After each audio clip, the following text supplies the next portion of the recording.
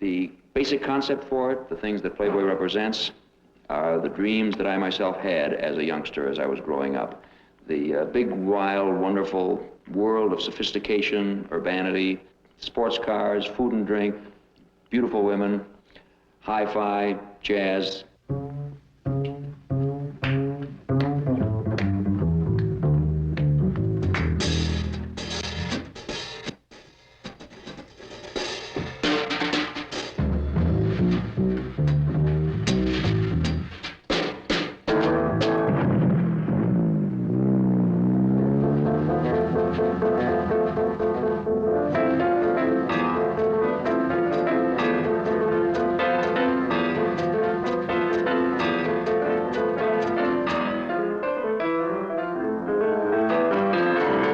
My name is Hugh Hefner. I'm 35 years of age, and I'm editor-publisher of Playboy magazine. I started with a personal investment of $600. In 8 years, I've built an empire worth $20 million.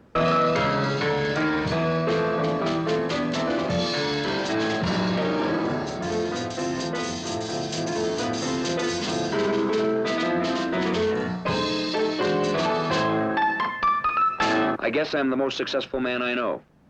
Am I happy? I wouldn't trade places with anyone else in the world.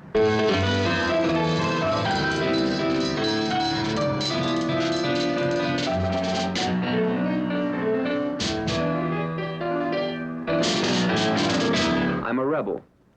A man ought to work hard and play hard too, because you only get one time around in this old world, and if you don't make the most of it, you've got no one to blame but yourself.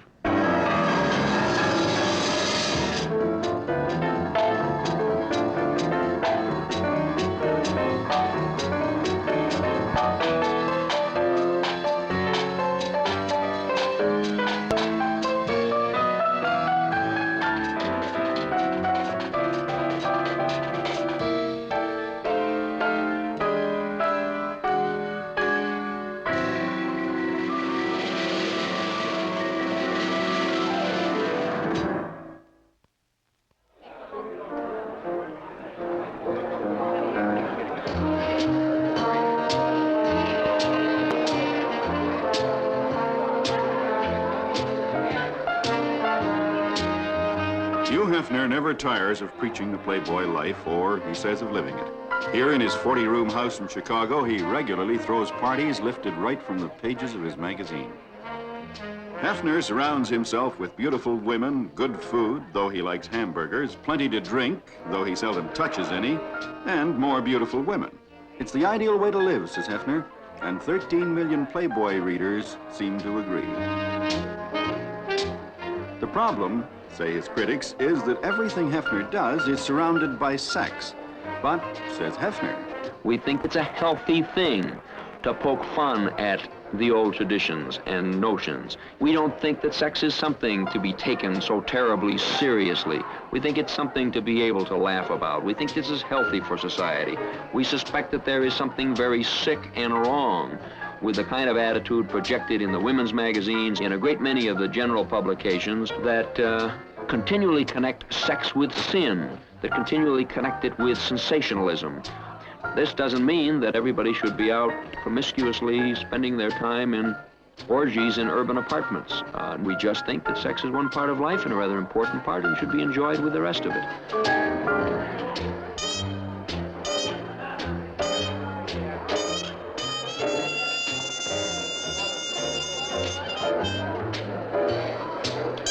In my view of life, in this rebel spirit and attitude that I bring to the life that I live, I am extremely typical of my time. We're probably going to have a couple of hundred people here throughout the night. It's a party of this kind usually begins for us around 1 o'clock and goes till dawn, largely because I'm a night person, night-oriented. I function better in the early hours of the morning and late at night. And I found as a result of that many of my friends are night people. I'm a rather firm believer in both working hard and playing hard. And so when we have fun, we try to have fun to the fullest degree. The same thing is also true when we work.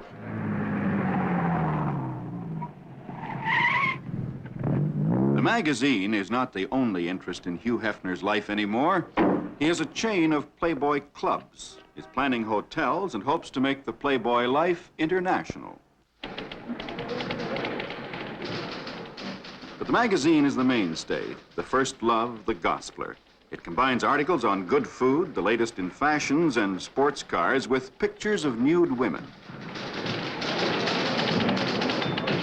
Its leaping circulation, with more newsstand sales than Time and Life combined, brings Hefner the princely sum of $1.5 million a year.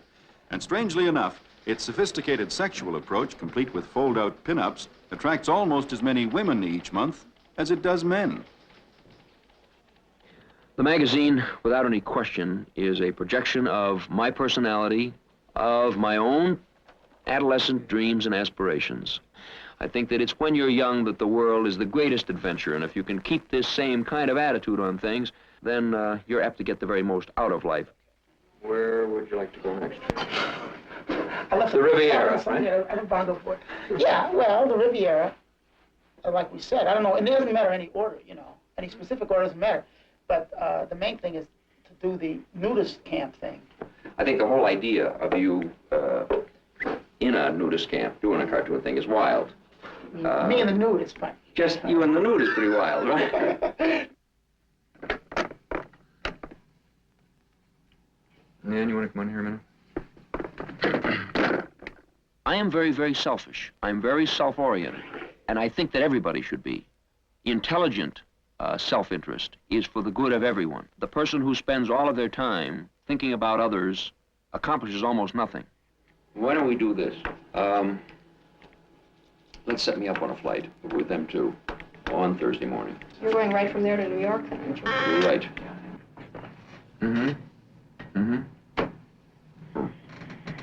And that's where they belong.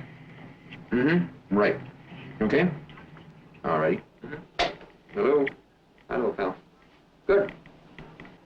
Right? Well, I'm not talking dirty. And they don't know who I'm talking to either. In the years that I've worked for him, I found him to be something of a paradox. Socially, he's shy and sympathetic and somewhat soft-spoken. He's not quite the sophisticated playboy that he may appear to be or that people think he is. He's just as delighted with his success as a child with a new Christmas toy. Nothing to him is impossible. And he has no patience with excuses whatsoever. And this, I think, demands more hard work and loyalty on the part of his employees. I can't understand you. You heard something, that there's something with me and Delilah. Yeah. Whatever you heard's a lie, or at least an exaggeration. I probably am today and will always remain a little bit of a youngster. This is something that is too soon dead in most all of us, and I'm doing my best to keep it alive in me. Hello. Theo, how come, as long as we have Delilah here, how many kids are we using on the show this next week?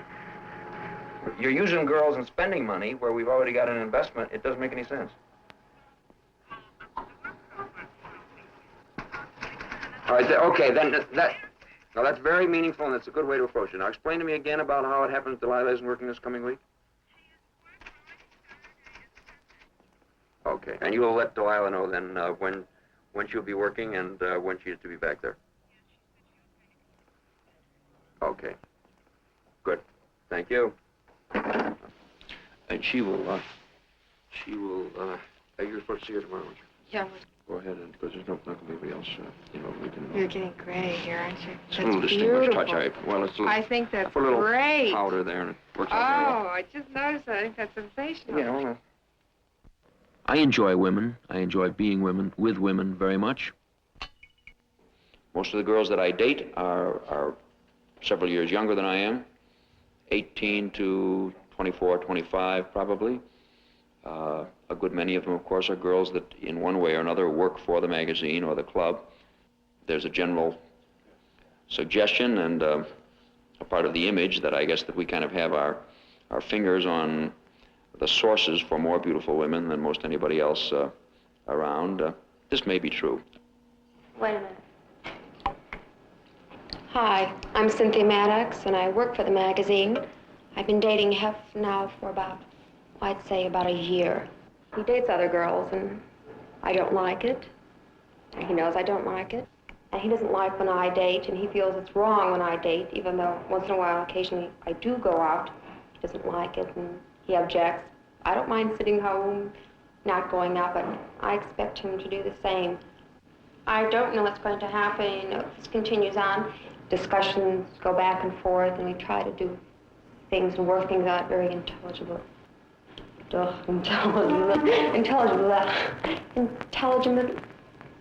Intelligible? Mom. I dropped my horn. Pete, mouthpiece. You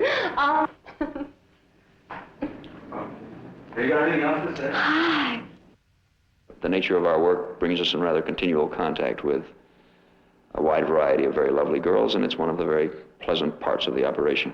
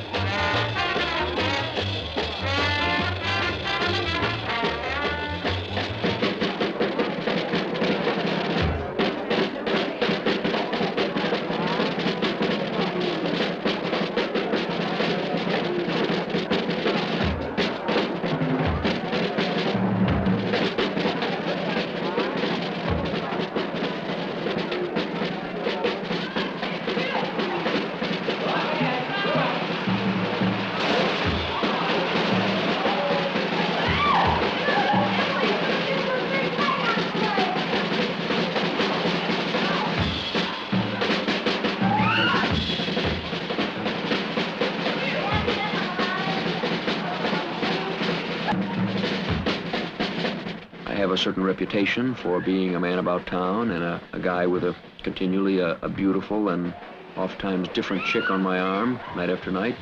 Herb Cain of the San Francisco Chronicle, after enjoying a party at our home one evening, made the observation that I had probably made love to more beautiful women than any other man in history. Now, I'm very sure that this probably isn't true. It was a good time, a long, long time ago, in the beginnings, when it was clearly understood in the simple society that existed then that the man was supposed to kind of go out and hunt the saber-toothed tiger, and the woman was supposed to stay home and clean up the cave. That simplicity is gone, and there's a lot of confusion about the places of men and women in society today, and I think that maybe that's got more than a little to do with the neuroses that our society suffers from.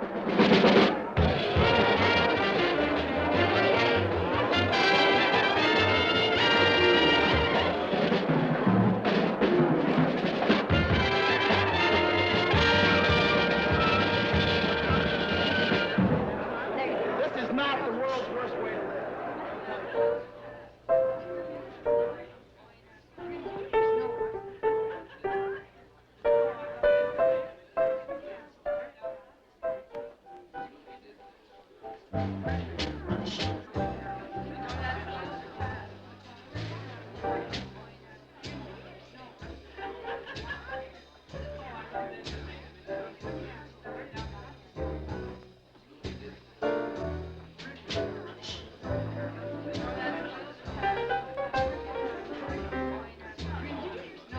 Each person has their idols as they are growing up. At one point, F. Scott Fitzgerald meant a very great deal to me as a, looking back, when I was in my high school and college days, as a man that represented his era in the 20s. And I guess I gain a certain satisfaction out of the knowledge that, in a rather similar way, that I am thought of as being representative of a particular part of the 60s.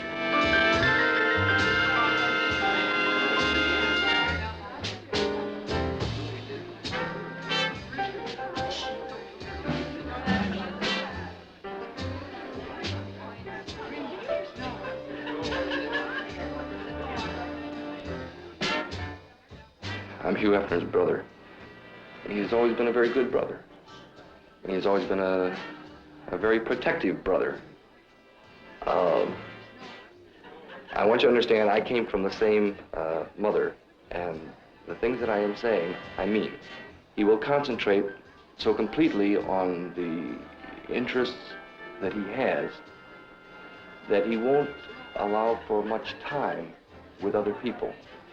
It's probably the one thing that hurts people who love him the most. When he was young, he wanted to be a veterinarian. He was very interested in stray animals. He'd bring them home, take care of them, then let them go. Cats and dogs, birds.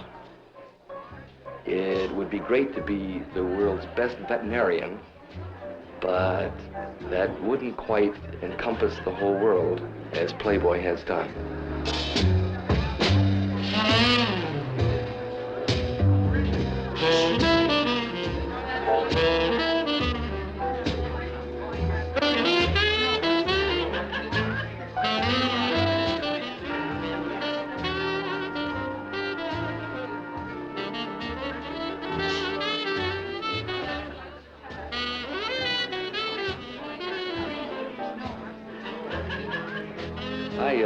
I enjoy people. I enjoy being with them. I think I get along pretty well with people from different levels and social backgrounds. I sometimes strike people as being rather removed from the scene. I think that I enjoy observing a good deal, but at the same time, I think get on very well, and I enjoy people's company, and male and female. And nonetheless, I enjoy the quiet moments perhaps best of all. I enjoy relaxing quietly here at the house over weekends, and I also enjoy very much the second part of my work day. These are the good hours.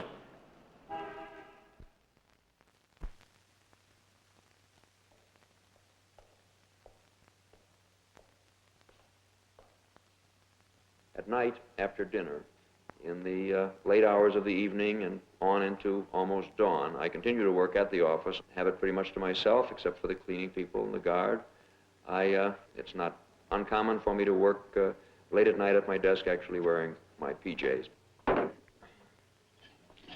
I myself grew up on the west side of this city, Chicago. My folks are farm people from Nebraska, very strict Methodists with a strong Puritan background that is a kind of a basic bedrock part of America and its beginnings. I have a little bit of the rebel in me, a little bit of a nonconformist. In my own particular case, this is probably because in being raised, I wouldn't say in strict circumstances, but being raised in a tradition of rather strong Protestant background that is in common with a great many other guys today, that I found myself at a rather early age asking questions that I wasn't getting satisfactory answers for and looking for new answers for my own.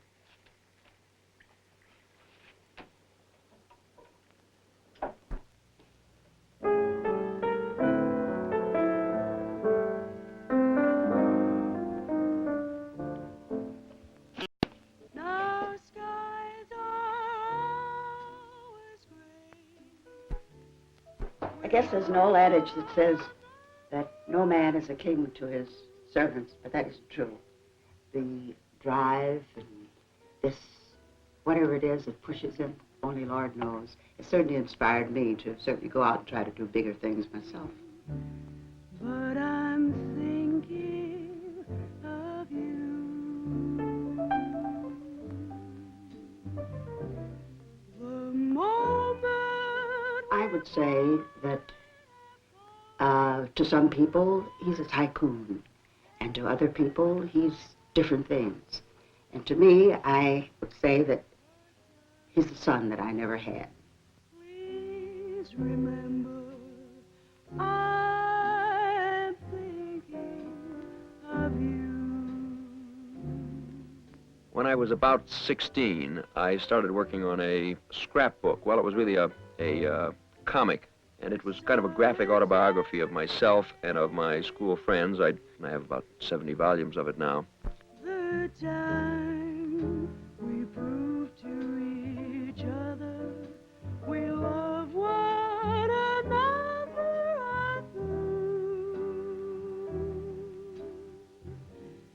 I wasn't right for you. I was married once. It was not, I must say, a very happy experience for me.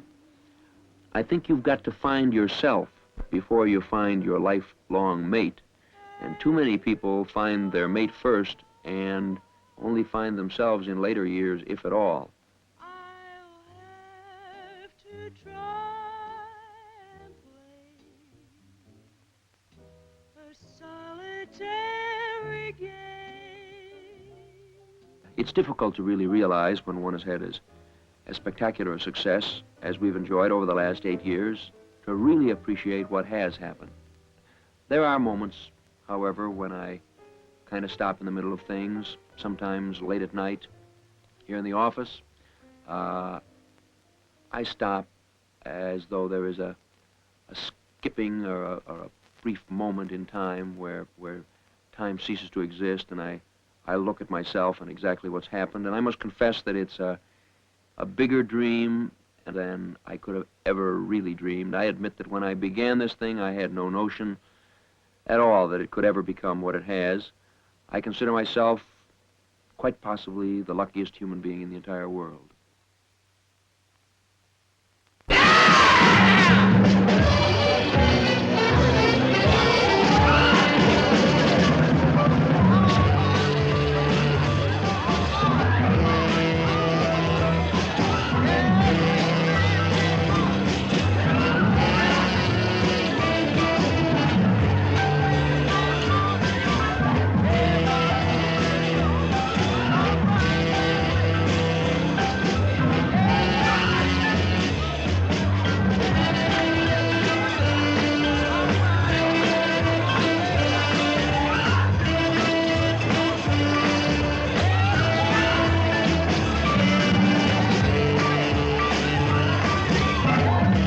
My name is Benny Dunn, and I'm the public relations manager for Playboy magazine and Playboy Clubs International.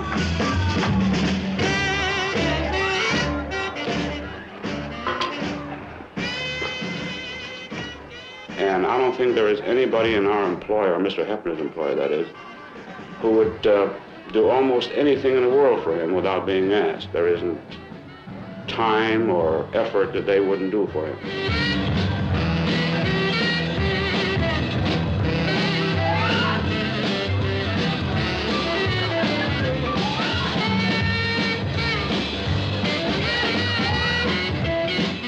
I'm Vic Lowndes. I'm Vice President and Promotion Director of Playboy Enterprises, and I've known Hef for some 7 years now. He's brilliant, a genius. Genius is a kind of a funny word. I suppose by definition I consider myself one, maybe both intellectually and in terms of creativity. I do the things that I enjoy doing. But he's not terribly intellectual. I doubt seriously if he reads 10 books a year. But being an intellectual isn't terribly important to the kind of a career he's mapped for himself.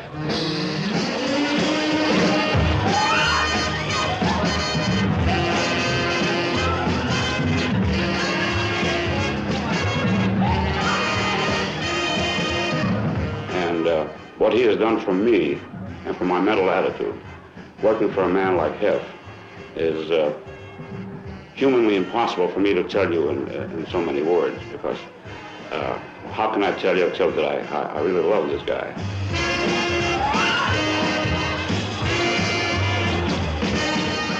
The things that have made him successful are the things that sort of characterize a whole generation. And because of that, a whole generation more or less identifies with him. All of a sudden, people have money and more leisure than they've ever had before. And they're wondering what to do with it. Who am I? Where do I go with it?